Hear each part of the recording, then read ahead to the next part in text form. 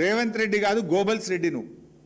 నేను ఆధారాలతో సహా చెప్తా, ఉత్తమాటలతో. ఎన్నడన్నా దేవుని మీద ఒట్టు పెట్టి కూడా మాట తప్పినవు నువ్వు. మొన్న మిర్యాలగూడలో మున్సిపల్ ఎన్నికల్లో పోగానే మున్సిపల్ ఎన్నికల తెల్లారే రైతు బంధు పైసలు వేస్తా అని కూడా మాట తప్పినవు. నువ్వు మనిషిగా ఒక మాట మీద ఉండేటువంటి ఇది నీకు జీవితంలో లేదు, రాదు. నీకేదో వెనకటి శాపం ఉన్నట్టుంది.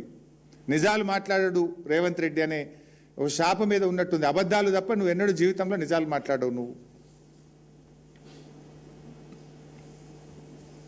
మూసిని నిజంగా శుద్ధి చేయాలి, మూసీలోని మురికిని పారదోలాలంటే నువ్వు ఎస్టీపీలు ఫాస్ట్ గట్టు.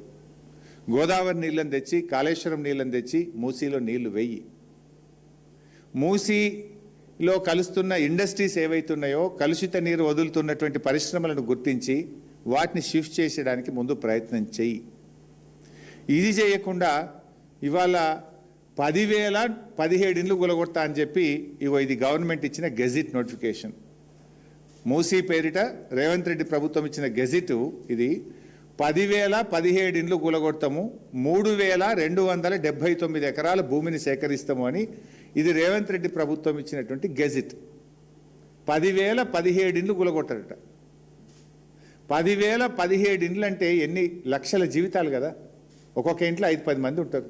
ఒక్కొక్క ఇల్లు 3 అంతస్తులు ఉంటుంది. ఫస్ట్ ఫ్లోర్లు ఉంటారు, సెకండ్ ఫ్లోర్లు ఉంటారు, థర్డ్ ఫ్లోర్లు ఉంటారు. అంటే 1,00,000 జీవితాల్ని కూలుస్తా అంటున్నావు నువ్వు. ఇప్పటికే హైడ్రా పేరు మీద 1,00,000 జీవితాలు కూల్చినావు.